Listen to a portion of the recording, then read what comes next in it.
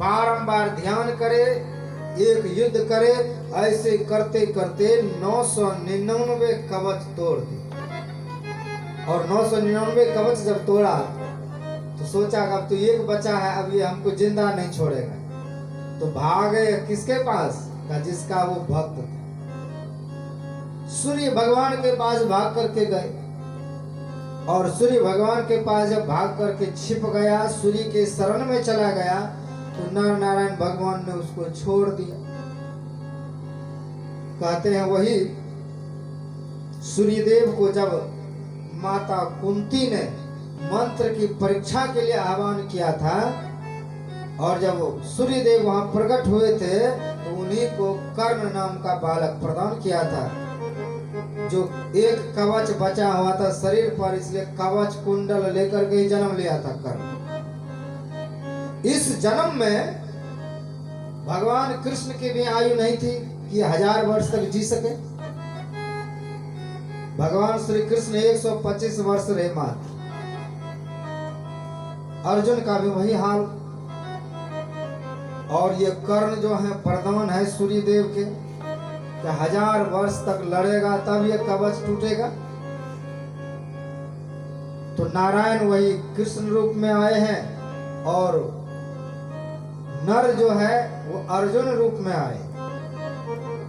इस वक्त आयु नहीं है वो 1000 वर्ष तक जिए और उतना युद्ध करते रहे। इसलिए भगवान श्री कृष्ण ने विचार किया कि लड़ तो नहीं सकते हैं, लेकिन इसका कवच जरूर उतरवा सकते हैं। इसीलिए इंद्र से कहलवाया, इंद्र को आदेश दिया कि अगर अर्जुन आपका बेटा है, इसकी रक्षा करना चाहते हो तो आप जाओ भिक्षुक बनकर, क्योंकि कर्ण में एक गुण है, वही राक्षस कर्ण बनकर आया। एक गुण है इसमें कि जो सवेरे सवेरे उसके पास पहुंच जाता है, जो वो दान में मांग ले वो दे देता है। इसलिए आप जाकर के कवच और कुंडल मांग लीजिए। तो इंद्र भिक्षु बनकर के गए हैं दरबार में, और कर्ण से मांगा है कि हमको ये कवच दे दीजिए, कुंडल दे दीजिए। ऐसा जब मांग किया है तो कर्ण समझ गए कि आप जो है साधारण नहीं, आप इंद्र हैं, और इंद्र होकर के आए हैं कपटी बनकर के मांगने। यद्यपि मैं अपना प्राण दे रहा हूं, लेकिन जब कोई मांगने आ जाए तो उसको मैं अपना प्राण भी दे रहा हूं। आप इंद्र हैं, तो इंद्र अपने वेश में आए, और इंद्र जान करके अपना कवच उतार करके दे दिया कर्ण। और कवच जब दे दिया है तो युद्ध में कर्ण मारा गया है आसानी से। का यह सूर्यदेव का भक्त वही इस जन्म में कर्ण बना, और नारायण भगवान नर दोनों ने मिलकर के उसका संहार किया है। तो नर नारायण भगवान ये चौथे अवतार में माने गए हैं। कपिल भगवान ये 5वें अवतार हैं। दत्तात्रेय जी महाराज ये 6ठे अवतार हैं। शपथम, आकृत्या, और 7वां अवतार जो है आकुति माता के जन्म से यज्ञ भगवान ने जन्म लिया है। अष्टमे नाभीर जातः ऋषभ देव जी महाराज ये 8म अवतार के रूप में माने गए हैं। 9वें अवतार में पृथ्वी जी महाराज माने गए हैं, और 10वें अवतार में मत्स्य अवतार, मत्स्य के रूप में भगवान जन्म लिए हैं। 11वें अवतार में कच्छप अवतार लिया है।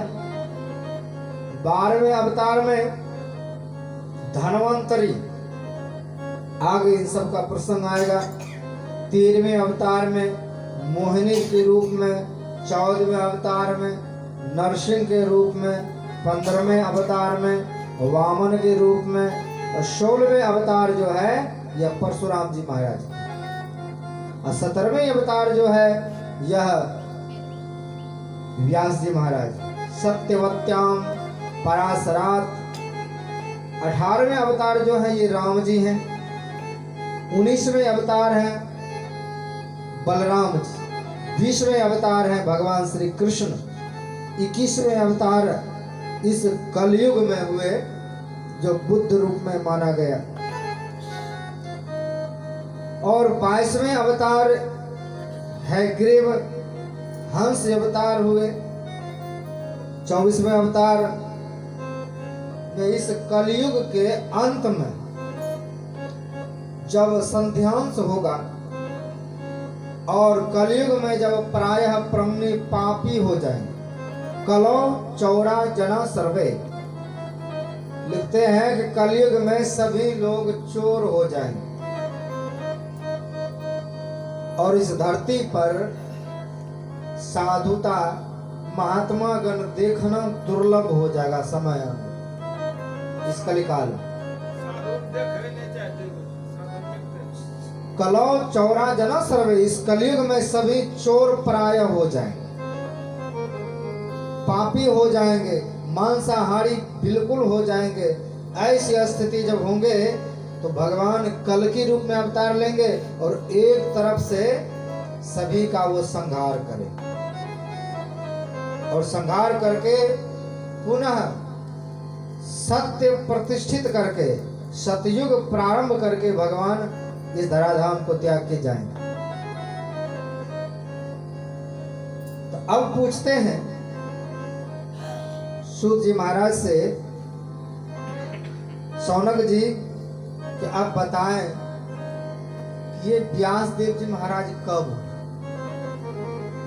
सूत सूत महाभागः वदनो वदताम वरः कथां भागवती पुण्यां यदाहं भगवान शुकः।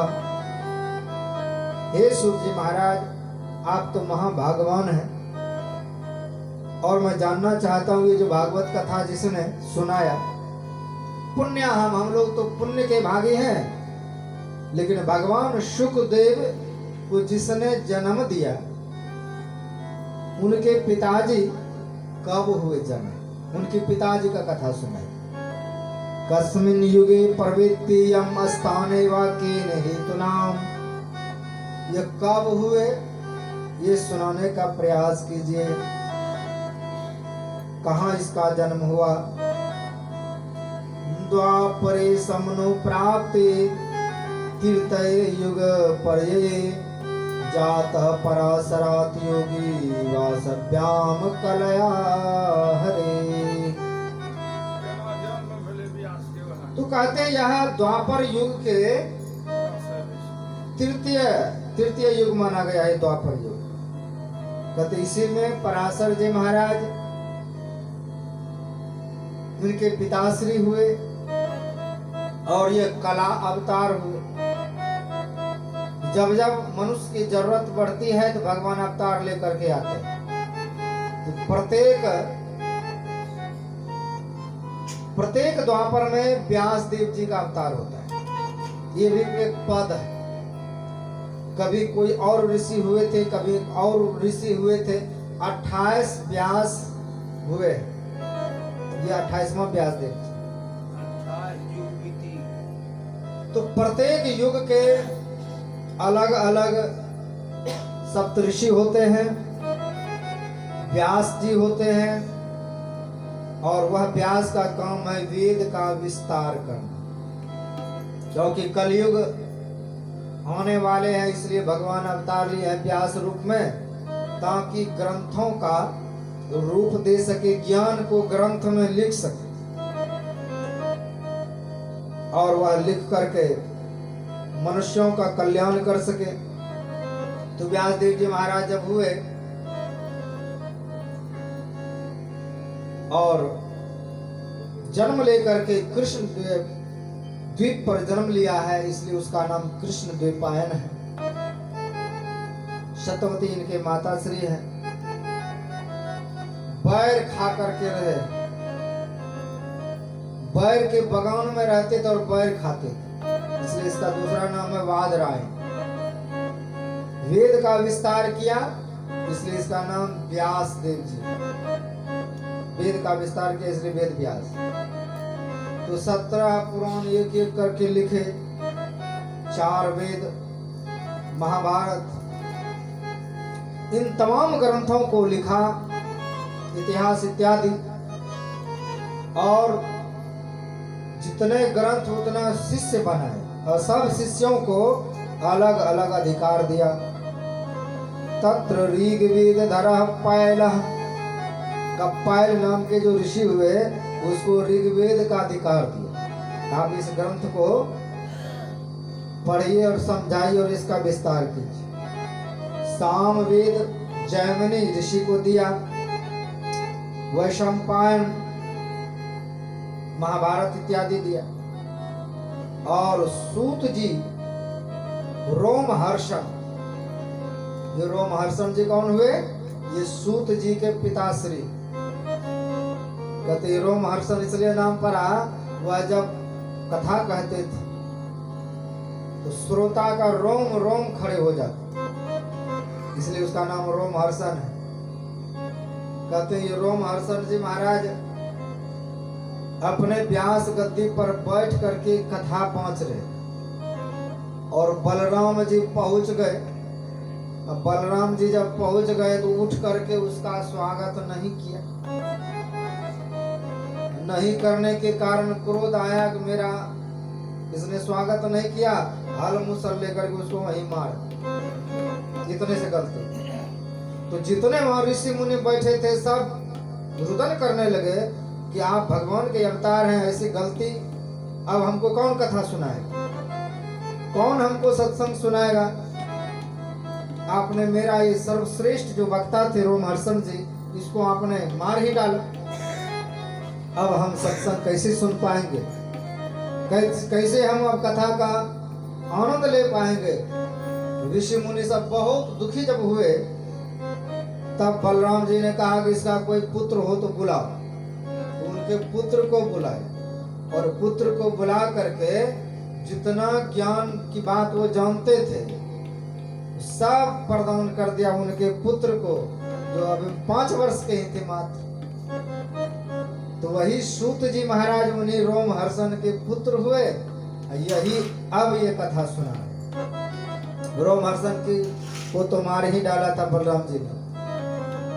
तो रोमहर्षण पुत्र ये सूत जी महाराज जो देखने में बहुत छोटे हैं, लेकिन बलराम जी महाराज की कृपा से बड़े बड़े ऋषियों से ये ज्ञान ध्यान में ऊंचे हैं। इसलिए छोटा बालक को गद्दी पर बैठाया गया और वही कथा सुना रहे, क्योंकि ज्ञान में बड़े हैं इसीलिए।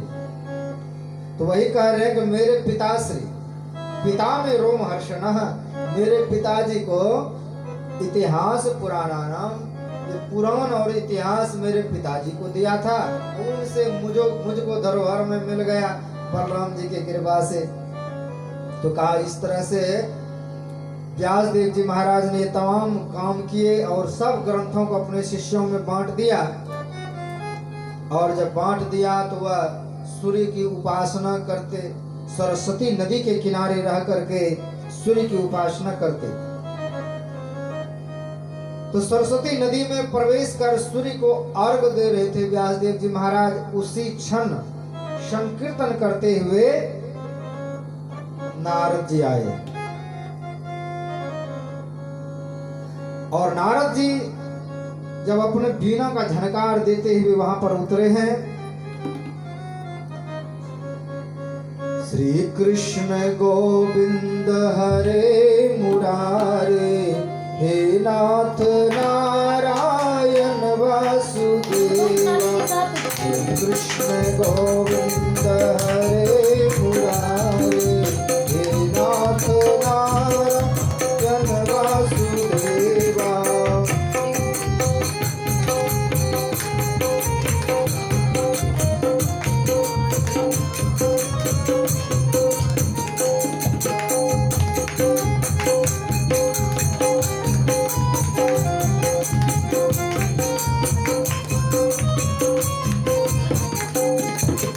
Deva